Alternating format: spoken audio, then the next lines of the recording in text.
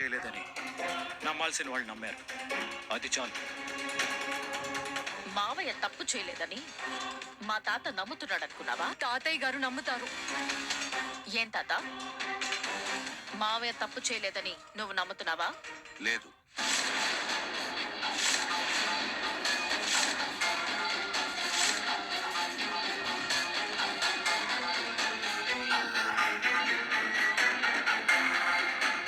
విన్నావా దీప? మావయ్య తప్పు కూడా నమ్ముతున్నాడు. తప్పు చేశాడు.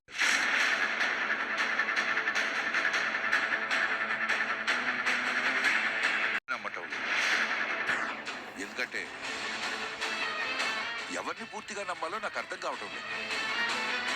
తాత, నువ్వేనా ఇలా మాట్లాడే? నాకు మీ నాన్నంటే నమ్మకం ఉంది. మీ నాన్నకి కాశీ అంటే నమ్మకం ఉంది. అందుకే అల్లుడిని పియ్యగా పెట్టుకున్నాడు. రకమైన వాడై ఉండి మీ నాన్నే తప్పు చేశాడని చెప్పినప్పుడు మీ నాన్నని నమ్ముతున్న నేను అతని నమ్మకాన్ని నమ్మాలా వద్దా?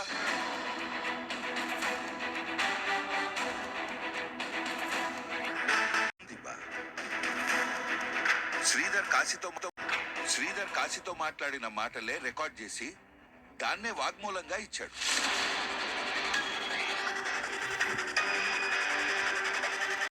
నేను ఆడిస్తున్న నాటకం తాత. బావా కాశీ ఏదో భయంతో అలా చేశాడు దీప. ప్రేమ మామయ్య తప్పు చేయమన్నాడని చెప్పినప్పుడు నేనెవరిని నమ్మాలి? కానీ ఒకటి మాత్రం నిజం, శ్రీధర్లా నేనెవ్వరిని గుడ్డిగా నమ్మను. తాత, నేనెవరిని పూర్తిగా నమ్మలేను, ఎవరిని పూర్తిగా అనుమానించను లేదు.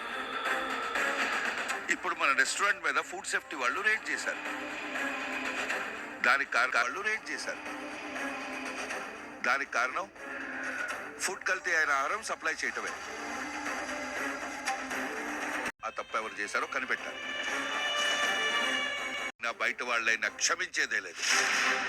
బయట వాళ్ళైనా శ్రీధర్ అయినా, కాశీ అయినా, నువ్వైనా, జోస్నా అయినా, చివరికి నేనైనా సరే, ఎవరైనా సరే శిక్ష పడాల్సిందే.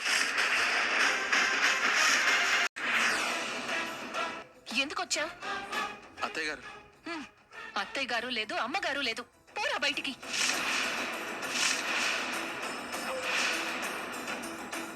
ఏం జరిగిందో తెలుసా మీకు? మా నాన్నే తప్పు చేశాడని పోలీస్ స్టేషన్ లో సాక్ష్యం చెప్పా కదా.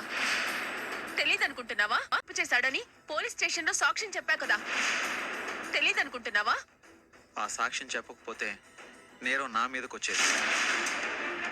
నువ్వు తప్పించుకోవడానికి నేరం నా భర్త మీదకు నెట్టేశావా? నేను తప్పించుకోవడానికి నేనేం చేశాను? ఇంకా ఎందుకు నటిస్తున్నావు? నీ నిర్లక్ష్యం వల్లే ఫుడ్ కల్తీ జరిగి ఉంటుంది. చూసావా నువ్వు? నా భర్త తప్పు చేయటం నువ్వు చూసావా? అత్తయ్య గారు, ఇందులో ఎవరి ప్రమేయం లేదు. ఆయన ఏం చెప్తే అదే చేశాం. పోలీస్ స్టేషన్ లో సాక్ష్యం చెప్పమని కూడా ఆయనే చెప్పారా? మనం ఏది కళ్ళతో చూడకుండా నిజమని నమ్మలేం కదా అత్తయ్య గారు. అంటే మా నాన్న తప్పు చేశాడంటావు? మరి తల ఉంచుకుని పోలీసులతో ఎందుకు వెళ్ళారు? నేనే తప్పు చేయలేదని చెప్పొచ్చు కదా. Super super Kashi. నిన్ను నమ్మి నీకు విలువిచ్చిన మనిషికి నువ్వు చూపించే కృతజ్ఞత ఇదా? ఏంటి, నన్ను నమ్మి నాకు విలువ ఇచ్చారా? మావయ్య గారికి అర్హత లేకపోయినా శివనారాయణ గారు CEO పోస్ట్ ఇచ్చారు. శివనారాయణ గారు CEO పోస్ట్ ఇచ్చారు.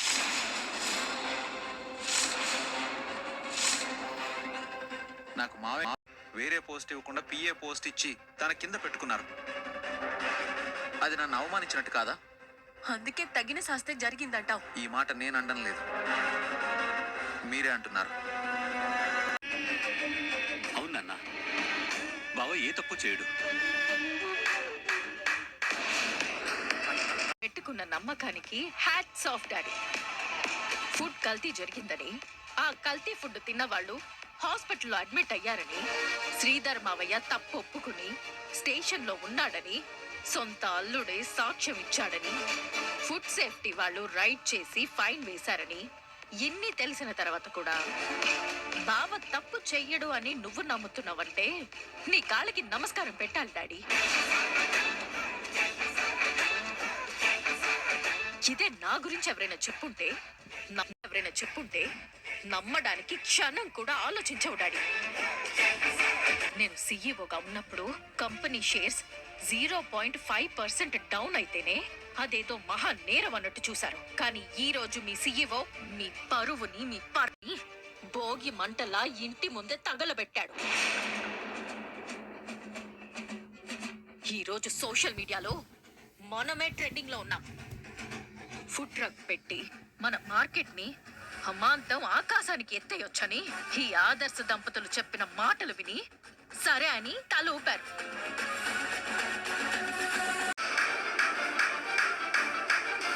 గారు, అర్హత లేని మనిషే ఇన్నాళ్ళు ఆ కుర్చీలో కూర్చుంది. దేవాలయం లాంటి వ్యాపారాన్ని దెయ్యాల కొంపలా మార్చింది ఆ అర్హత లేని మనిషే. భయంతో షేర్ హోల్డర్స్ పారిపోయేలా చేసింది, కంపెనీని అమ్ముకునే పరిస్థితికి తీసుకొచ్చింది ఆ అర్హత లేని మనిషే.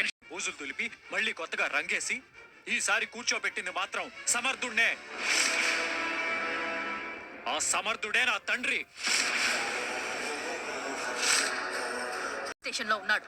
ఏ రకంగా నువ్వు నా తండ్రిని తప్పు పడతావు? మా నాన్న వంట చేశాడా? మా నాన్న వడ్డించాడా?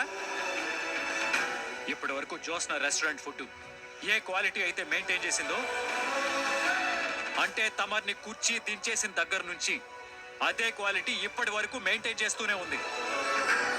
వాళ్ళని తప్పు చేశారు. ఏ తప్పు చేయని నా తండ్రిని స్టేషన్లో కూర్చునేలా చేశారు.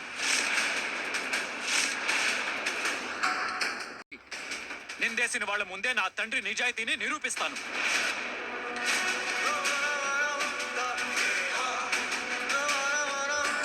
ఇప్పుడు లేచిన గొంతులు అప్పుడు ఎలా లేస్తాయో చూస్తాను. నేనేమన్నా తప్పు మాట్లాడానా? లేదురా, నువ్వు కరెక్ట్ గానే చెప్పావు. కార్తీక్ గాడి మాటలు చూస్తుంటే జోస్న ఏదో చేసినట్టే ఉంది. నా అనుమానం